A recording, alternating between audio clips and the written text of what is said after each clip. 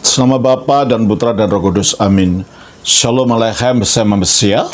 Selamat bertemu kembali saudara dengan saya Archimandrit Romo Daniel Biantoro, Ketua Umum dan Pendiri dari Gereja Ortodoks Indonesia. Kita akan melanjutkan acara kita, yaitu menjawab pertanyaan-pertanyaan yang saudara sudah kirim kepada kami. Kali ini pertanyaan berasal dari saudara Awen Sol dari Jayapura, Papua. Shalom Romo, mau tanya mengenai perkataan Yesus kepada salah seorang penjahat, meminta supaya Kristus kabulkan permintaannya di Lukas 23 ayat 42. Coba tolong bacakan.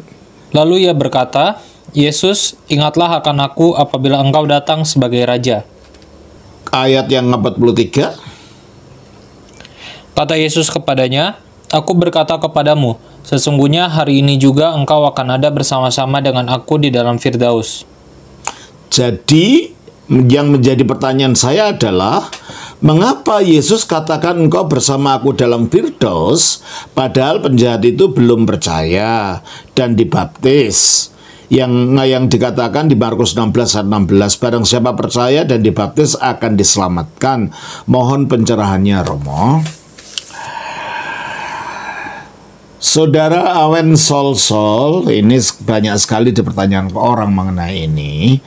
Mengapa orang ini, penjahat ini, belum percaya, tetapi Kristus mengatakan hari ini engkau akan bersama dengan Firdaus, bersama dengan aku di Firdaus.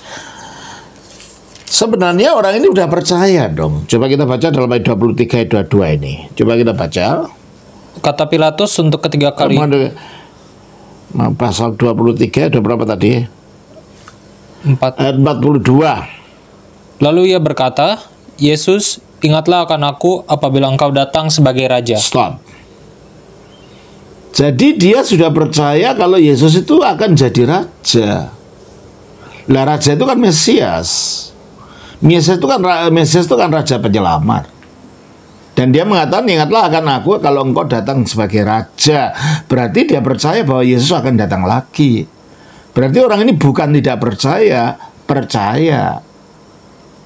Nah, kok bisa di Firdaus? Kok dia tidak dibaptiskan? Karena menurut Matius 16 ayat 16, percaya dan dibaptiskan akan diselamatkan. Coba kita baca Markus 16 ayat 16. Siapa yang percaya dan dibaptis akan diselamatkan. Pertama, percaya sudah jelas dia percaya ya. Yang kedua, mengenai baptis. Pertama, orang ini tidak mungkin melakukan upacara apa-apa seandainya baptis itu dia nggak upacara. Karena apa? Dia sedang disalibkan. Dia sudah mau mati.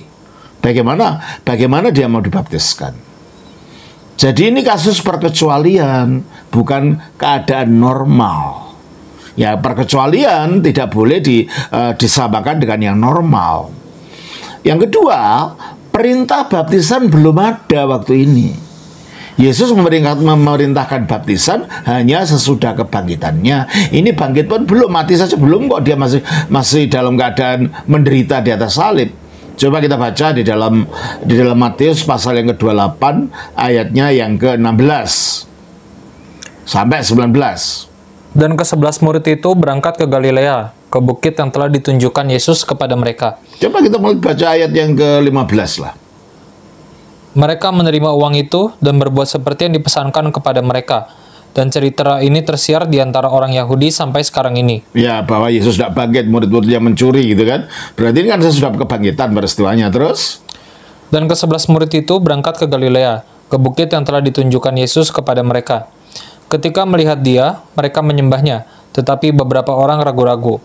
Yesus mendekati mereka dan berkata, kepadaku telah diberikan segala kuasa di surga dan di bumi. Nah, ini kan sesudah dia dimuliakan, dia akan dimuliakan untuk diberi segala kuasa. Pada waktu disalib, dia belum mendapatkan ini, belum menerima kemuliaan ini, belum akan menerima kuasa di surga dan di bumi itu. Terus?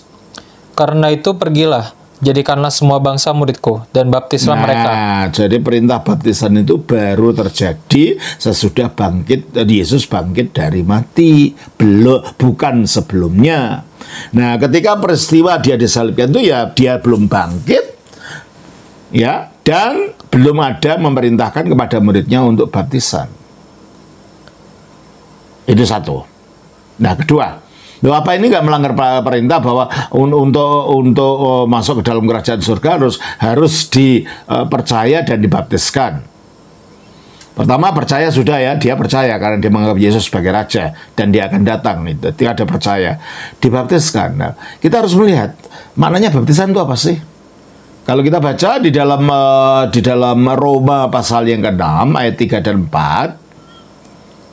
Atau tidak tahukah kamu bahwa kita semua yang telah dibaptis dalam Kristus telah dibaptis dalam kematiannya? Nah, berarti baptisan adalah menyatukan kita dengan kematian Kristus. Dengan demikian kita telah dikuburkan bersama-sama dengan Dia. Menyatukan kita dengan kematian Kristus, penguburan Kristus.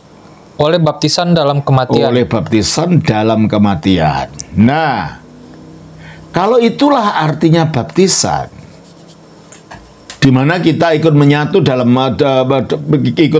dengan kematian Kristus. Apakah si pencuri ini tidak lebih mati daripada kita? Karena dia sedang disalib mau mati bersama Kristus. Jadi meskipun tidak mengalami baptisan secara air, tetapi inti baptisan itu dia lakukan. Dia beriman kepada Kristus dan dia ikut mati bersama Kristus di atas salib. Jadi kalau begitu, dia dibaptiskan bukan dengan baptisan air, tapi baptisan realita, penyatuan secara real dengan Kristus, baptisan dengan darahnya sendiri. Kita baca di dalam Matius 20, mulai 20 deh, sampai ke ayat yang ke-23. Maka datanglah ibu anak-anak Zebedeus, maksudnya ini Yohanes dan Yakobus ya, serta anak-anaknya itu kepada Yesus, lalu sujud di hadapannya untuk meminta sesuatu kepadanya. Kata Yesus, "Apa yang kau kehendaki?" Jawabnya, "Berilah perintah supaya kedua anakku ini boleh duduk kelak di dalam kerajaanmu, yang seorang di sebelah kananmu dan yang seorang lagi di sebelah kirimu." Tetapi Yesus menjawab katanya, "Kamu tidak tahu apa yang kamu minta. Dapatkah kamu meminum cawan yang harus kuminum?" Kata mereka kepadanya, "Kami dapat." Yesus berkata kepada mereka, "Cawanku memang akan kamu minum, tetapi hal duduk di sebelah kananku atau di sebelah kiriku, aku tidak berhak memberikannya. Itu akan diberikan kepada orang-orang bagi siapa Bapakku telah menyediakannya." Jadi mereka akan meminum cawan. Lah cawan ini apa? Cawan ini penderitaan. Karena waktu di Taman Getsemani ketika Yesus akan menerima penderitaannya, dia mengatakan begini, Matius pasalnya yang ke-26 ya. Ayatnya yang ke-39. Maka ia maju sedikit, lalu sujud dan berdoa. Katanya, "Ya Bapakku, jikalau sekiranya mungkin, biarlah cawan ini lalu daripadaku. Tetapi janganlah seperti yang ku kehendaki, melainkan seperti yang engkau kehendaki." Jangan, biarlah cawan ini lalu, cawan penderitaan yang harus diminum, dialami. Jadi kalau dikatakan bahwa Yakobus dan Yohanes, dua anak Zebedius itu, kalau ingin masuk dalam kerajaan Allah, harus bisa meminum cawan seperti cawannya Yesus. Dan ternyata memang Yakobus akhirnya menjadi martir, dipenggal kepalanya oleh Herodes. Kita baca di dalam Kisah Rasul pasal yang ke-12. Ayat 1 dan 2. Ayat 1 sampai 3. Kira-kira pada waktu itu, Raja Herodes mulai bertindak dengan keras terhadap beberapa orang dari jemaat. Ia menyuruh membunuh Yakobus, saudara Yohanes, dengan pedang. Terus? Ketika ia melihat bahwa hal itu menyenangkan hati orang Yahudi, ia melanjutkan perbuatannya itu dan menyuruh menahan Petrus. Waktu itu hari raya roti tidak berarti. Jadi Yakobus, saudara Yohanes penulis Injil Yohanes, anak-anak dari Zebedius, akhirnya meminum cawan seperti Yesus. Mengapa? Cawan daripada penderitaan. Sedangkan Yohanes juga, tapi penderitaannya tidak sampai mati, tapi menderita di Pulau Patmos, dibuang di sana pada waktu, kalau bukan pemerintahan Kaisar Nero, juga pemerintahan Kaisar Domitianus. Coba kita baca di dalam Wahyu pasal 1, kita baca ayat yang ke-9. "Aku, Yohanes, saudara dan sekutumu dalam kesusahan." Saudara dan sekutumu dalam kesusahan, berarti mereka dalam penderitaan sekarang ini ya. "Dalam kerajaan dan dalam ketekunan menantikan Yesus. berada di pulau yang bernama Patmos. Dia berada di pulau yang bernama Patmos, berseberangan dengan Turki ya. Oleh karena firman Allah dan kesaksian yang diberikan oleh Yesus. Karena pelayanannya. Jadi mereka menderita dua-duanya persis seperti yang dinubuatkan Yesus.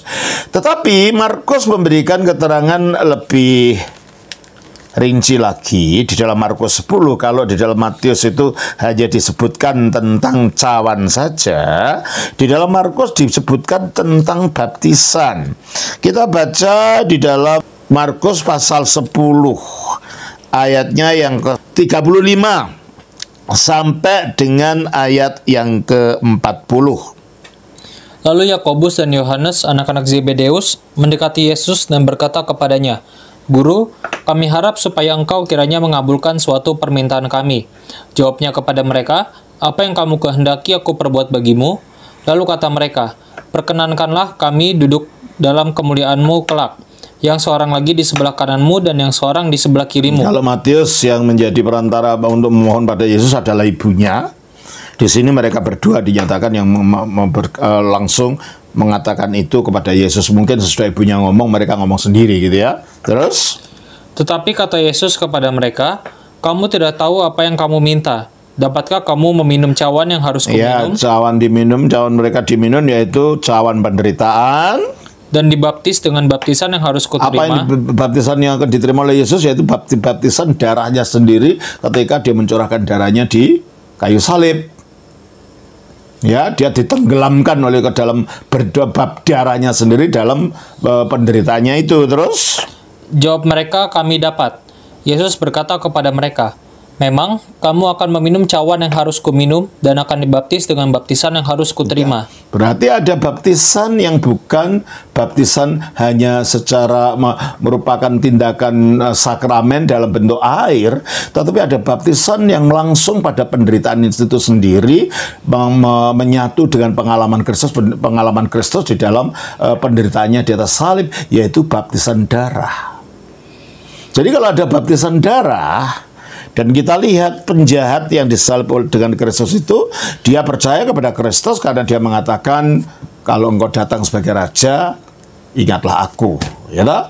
Dan juga pada saat yang bersamaan, di samping imannya itu, akhirnya dia mengalami hakikat dari baptisan, yaitu ikut menderita bersama Yesus, mencurahkan darahnya bersama-sama ketika Yesus dicurahkan darahnya. Padahal baptisan itu tujuannya adalah secara misteri, melalui sakramen, orang disatukan dengan kematian dan penguburan serta kebangkitan Yesus.